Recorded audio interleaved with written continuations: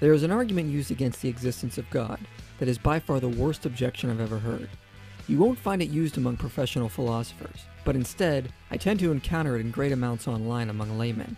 When theists argue from cosmological or contingency arguments that God created the universe, the worst reply a skeptic can make is, who created God? What created God?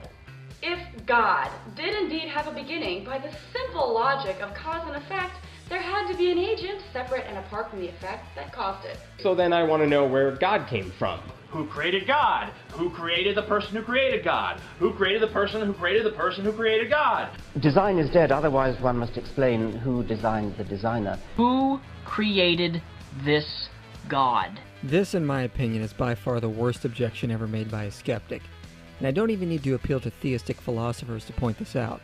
I can refer to atheist philosophers like Michael Ruse, who highly agrees.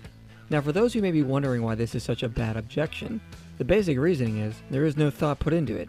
Just because we can argue the universe was created, that doesn't mean we imply that everything needs a creator to exist. How the skeptic can make this leap is beyond me. No theist argues everything needs a creator. Look at the very simple Kalam cosmological argument. The first premise is not everything has a cause, but that everything that begins to exist has a cause. Obviously, we're not implying everything has a creator, but only things that have a beginning. My favorite cosmological argument, the Leibnizian version, makes this distinction very clear. Anything that exists has an explanation of its existence, either in the necessity of its own nature or in an external explanation. So again, just because some things like the universe have an external cause, that doesn't mean everything that exists must also have a cause. God would be by definition of the first category, a being who doesn't need an external cause and is necessary. Because of this, asking who created God is equivalent to asking what caused an uncaused thing.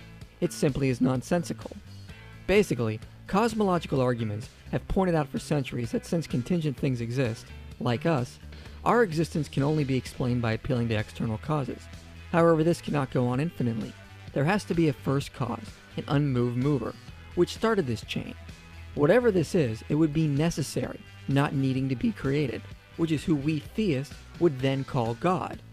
So when theists argue the universe has a cause or an explanation, we are saying this infers a substance or a being that would be the first cause and is uncreated and necessary, which we theists then argue would be who we call God.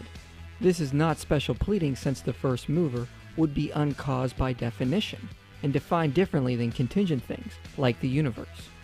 Look at it this way. The atheist philosopher David Hume said the universe was necessary. If you would have gone to David Hume and tried to refute his theory the universe was uncaused by asking if the universe is the explanation of our existence, then what created the universe, he would have simply replied he stated the universe is necessary and therefore didn't need a creator. Now, I bring this up because when I've tried to point this out to skeptics in the past, they commonly reply by saying, if God doesn't need a creator, then why does the universe? Why can't we just say the universe is necessary? Well, this was a prevalent belief of atheists before the 20th century, but the observable data in cosmology and physics has strongly refuted this possibility.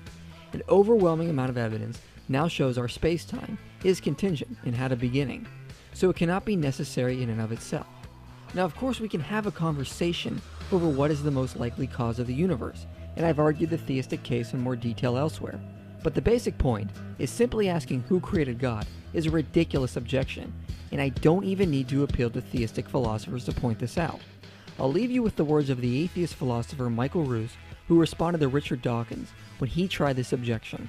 Yeah, philosophy 100 undergraduate response, what caused God? You know, we've all done it. We've all been there. And, you know, I mean, it's a good question, but, you know, it's not the end of the argument. Dawkins then triumphantly says, there you are, bad argument, let's move on.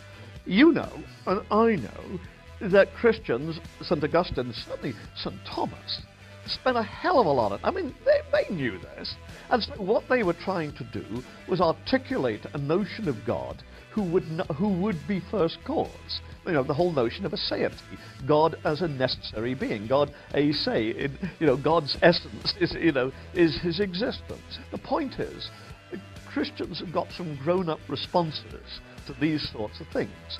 And I think that Dawkins does a serious misservice through the cause of non-belief by not being prepared to take seriously the kinds of things that believers believe in.